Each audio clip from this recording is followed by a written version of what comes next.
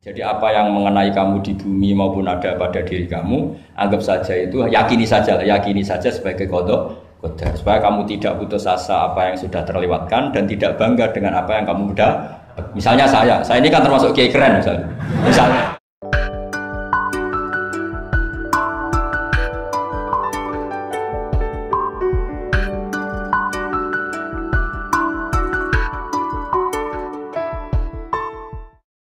Ya.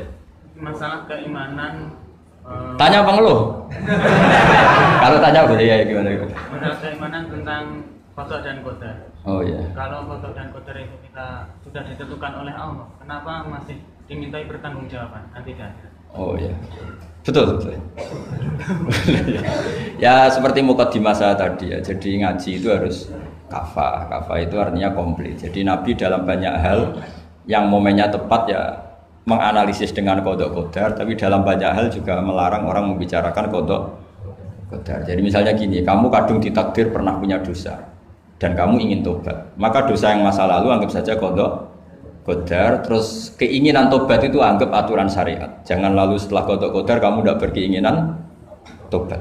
Ini penting saya utarakan karena Nabi itu ngendikan pasti dua kali. Saya jamin di setiap konteks sosial Nabi pasti ngendikan dua kali. Dua kali itu dua solusi.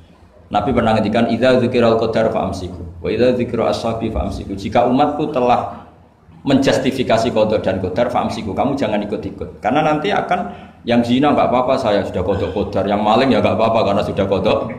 Wah bahaya, bisa hancur syariat kalau seperti itu. Tapi ada banyak hal yang Nabi mengisnadkan itu ke qada qadar. Kayak cerita Nabi Musa dan Nabi Adam. Ada kan di hadis Sahih itu jelas. Ini dengerin, ini betul di hadis Sahih. Nabi Musa itu saking Israelnya, memang beliau orang apa? Pertama, semua Nabi kan pasti ngalami diangkat ke alam roh. Nabi loh ya, tidak sampean Nabi. Sampean tidak usah ambisi begitu, Nabi ini. Ketika beliau diangkat di alam roh itu ketemu Nabi Adam. Padahal Nabi Adam kan Abul Bashar, tokoh utama ada. Pertama ketemu langsung ngomong gini, Anta Adam, kamu betul yang namanya Adam? Ya saya Adam. Antal ladzi akhrajtan nasa minal jannati wa asqaitahum. Siapa hadisnya? Antal ladzi akhrajtan nasa minal jannati wa asqaitahum. Gara-gara kamu orang enggak hidup di surga. Jadi kalau sampean marah gara-gara kamu, saya harus cari uang sampai Korea gitu. Coba kalau kita masih di surga enggak perlu kerja di mana? Karena semuanya tersediakan, enggak punya istri jelek, semuanya cantik karena bidadari. Gara-gara jenengan kita harus keluar di bumi dan keluar dari surga. Nabi Adam itu karena orang sepuh ya, beliau santai saja.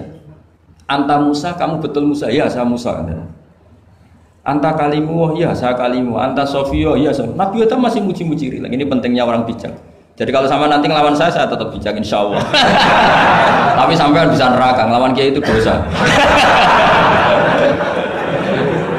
Dosa sekali, bukan dosa biasa, sangat dosa. Nabi Musa, Nabi Adam masih anta Sofio, anta kalimu. Bukankah kamu melihat di Taurat bahwa saya akan dosa dan akan dosa saya sudah ditulis 40 tahun sebelum saya dosa? Iya ya Musa. Iya ya Nabi Adam, ya betul gitu. Berarti kamu mengkritik saya atalumunani fi amrin qad qadahu. Kamu mengkritik saya, menyalahkan saya dengan sesuatu yang sudah diqada-qadar oleh Allah sebelum saya lakukan. Jadi sudah ditulis sama Allah 40 tahun sebelum saya salah sudah ditulis skenario-nya. Nanti Adam akan salah terus keluar dari surga. Memang dari awal Allah skenario-nya seperti itu. Itu ibarat istri kamu sudah tahu. Ini kalau miskin setia, kalau sudah kaya nanti pola. Itu sudah tahu. Tapi anehnya istri kamu ketika nyata pola kok tidak siap. Padahal sebetulnya sudah tahu loh, iya kan? Makanya saya kalau ngaji di mana-mana bilang kelirunya orang Indonesia itu satu. Kalau ilmunya terbukti itu tersiksa, itu kelirunya orang ini. Semua cowok tahu nggak? Semua lelaki tahu nggak? Kalau nggak pernah nafakoi diomelin, tahu nggak? Tahu. Tapi ketika itu nyata nggak siap.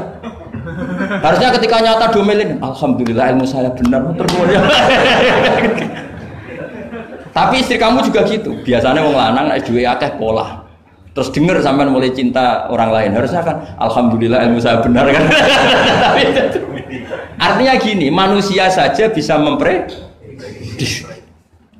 Kan nggak mungkin kita nyifati Allah nggak tahu Nabi Adam salah sebelum nyata-nyata salah. Tentu itu tidak mungkin. Nah, maknanya qada qadar kira-kira gitu. Allah itu tahu apa yang akan terjadi.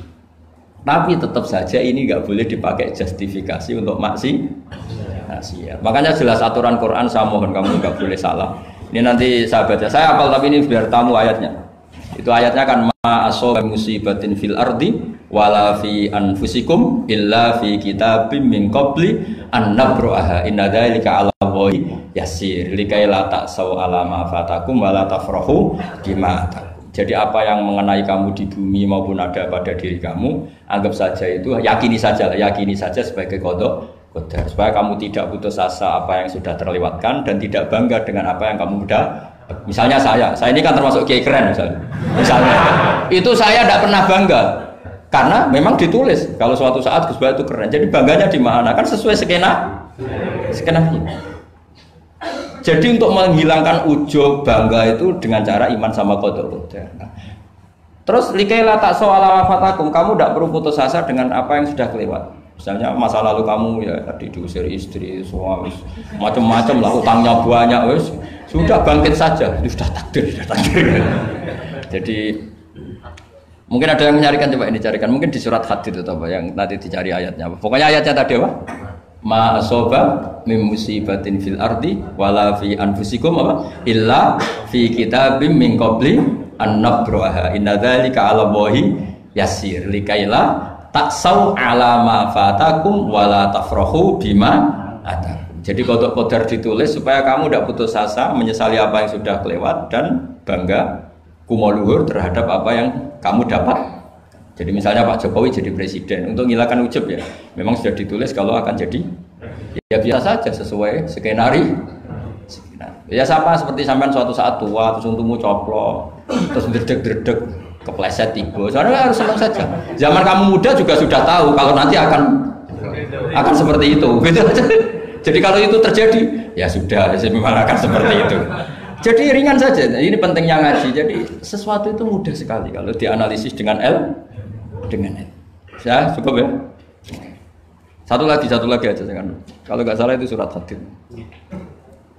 Biar ditahukan suratnya.